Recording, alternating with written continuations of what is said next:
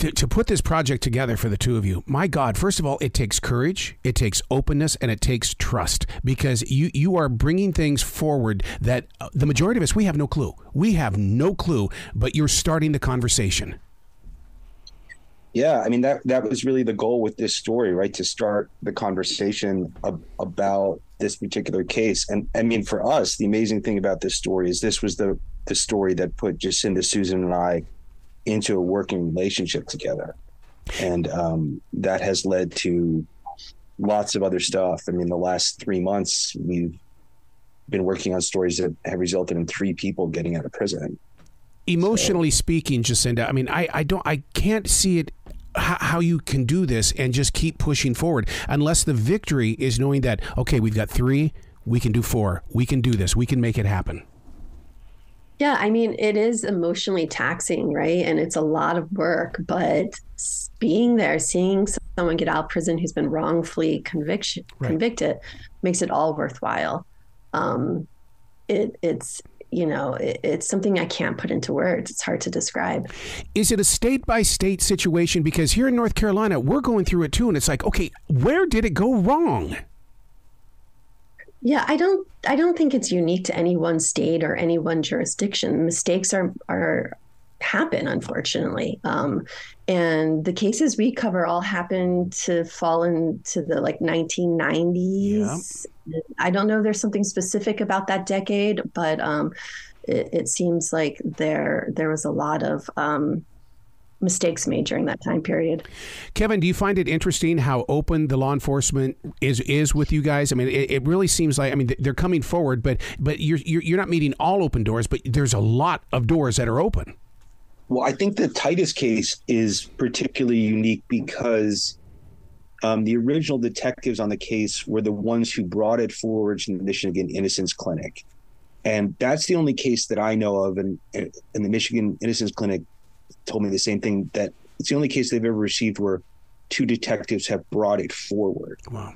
I think that this case actually sort of pitted law enforcement against each other. I mean, you had the original detectives that did not believe Jeff Titus was involved, and you had the cold case team that absolutely did believe he was involved. I think that's a very unique perspective where you don't sort of have this blue line where everyone's on the same side. And, I really commend the original detectives. Roy Ballard has passed away, but they were so committed to trying to help get Jeff out of prison. Mm-hmm. And so when we went looking for information, they were more than happy to help. And the cold case team, they were willing to sit down and talk to us and tell us why they thought they got it right. So I think the Titus case is a unique perspective, or unique case where you have different perspectives from police. I don't think that happens all the time. Certainly doesn't happen publicly. The realism that the two of you put into this is so unlike the Hollywood story. And because we don't get to see the late nights, we don't get to see the conversations or even hear the conversations to even get the conversation started. It's just amazing how you keep it so authentic. And I think what that does, that provides a lot of hope for people out here that want their family members released. Yeah, I mean, we get a lot of letters and emails and phone calls from people asking us to help. Unfortunately, we can't help everyone, right. But it's certainly something we try to look into, and it is a real-time investigation. If you listen to the podcast, if you listen to Proof, that's one of our goals, is to have people come on the journey with us, as if you're investigating with us in the field. And you're finding out things as we do in real time.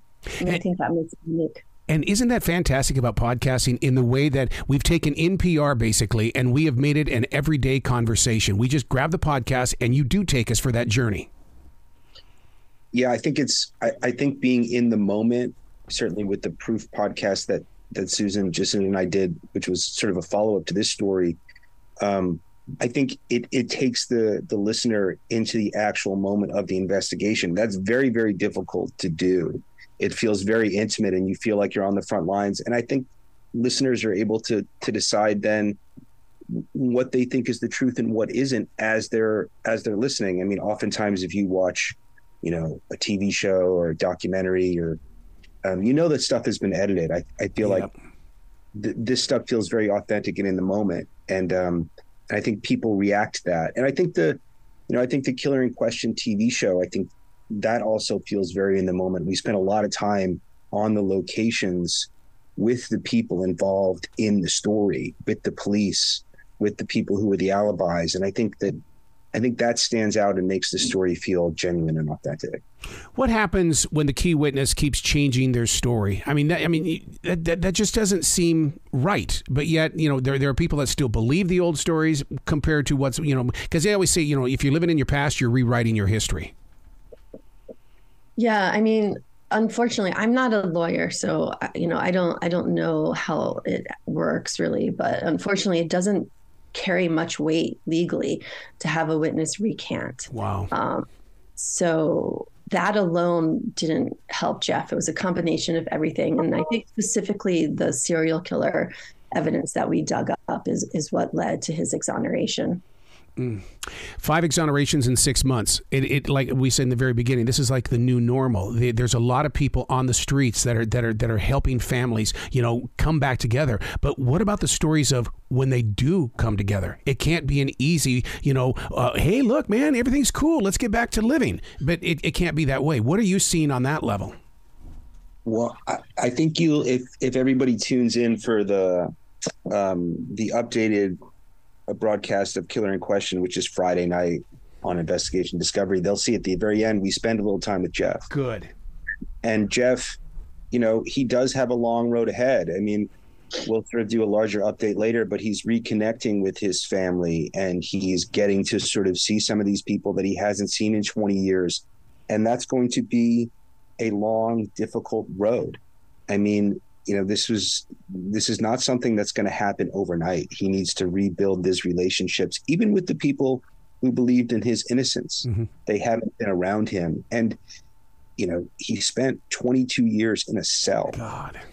It's a little different when you can actually walk around in the backyard with your grandkid or with your cousin. And, he's got to start all over again. He's got to get a bank account. He's got to get a driver's license. And he's got to catch up on what's happened in these people's lives for 2 decades. And, he's got a lot of people who are going to help him do it, but that is not going to come overnight. And I'm sure it's going to be a very scary experience for him. Is it a scary experience for you guys to release this for Investigation Discovery and even for the podcast? Because, you are taking chances and stories are being rewritten because, for 22 years that the community knew that story or they thought they did. Yeah, one of the things we discover when we're out in the field talking to people is a lot of people actually don't know the facts of the case. They don't know the actual evidence. They know what was reported in the paper, or they know what the rumor around town is, or what their neighbor said. But when you really sit down and talk to people and share what you found with them or answer the questions they may have, it's amazing, what people... how you can, I don't want to say you change people's minds because that's not the point. We're presenting evidence, we're presenting facts, and it's facts that people just didn't know about before. And it's eye-opening. And I think one of the things about this story specifically, when Jacinda and I went into it, we didn't go into it as it was a wrongful conviction in any way. We went into it knowing that there were some different opinions about some of the facts. And as we started to investigate it, that's when some stuff started to become apparent to us and we learned new information. And so we went into it with a very open perspective. We did not have a skewed perspective as to it's going to be this. And so I think, we do that with every story. If we go down the road and we find that it leads to a certain way, we're going to follow it wherever it leads. We do some stories that we believe are wrongful convictions after we research them and we start them that way. That was not the case with the Jeff Titus story. We were looking at it to see what the facts were. And then it became apparent to us through our investigation what the situation was. I don't know how you stay so loyal to the quote or the mantra, I never assume anyone is either guilty or innocent, because I'm that guy and I know I'm going to do it when I'm watching it. I'm going to go guilty. Nope, that's wrong. I have no evidence whatsoever to even back up what I'm claiming. Yeah, it's hard because a lot of people, there's a quote in the show. Someone in the show says he just looks guilty. Oh, right? God. Well, that's not evidence, right? That's not evidence. I think one of the other things about that, and I will tell you, for having known Jacinda for 20 years, when she says that, she's telling the truth. But I think one of the ways that you do it is that, for this show, Susan and Jacinda were out in the field interviewing people in Kalamazoo County, and they would call me, and the three of us would talk. And one of the ways you keep your perspective and not jump to conclusions is you have logical discussions with other intelligent people. Right. And I think that's part of the way that you don't sort of jump to conclusions. And that's the basis of what a jury trial is supposed to be. Wow. You guys have got to come back to this show anytime in the future. I love listening to your commitment to the community. And this is leadership, you two. Well, thank you. We'll be happy to come back anytime. And I appreciate you having us on. And I want to say that that Jeff would not be free if not for the commitment of Susan and Jacinda. Oh, my God. You're so right. Well, you guys be brilliant today, okay? Thank you. Thank you so much.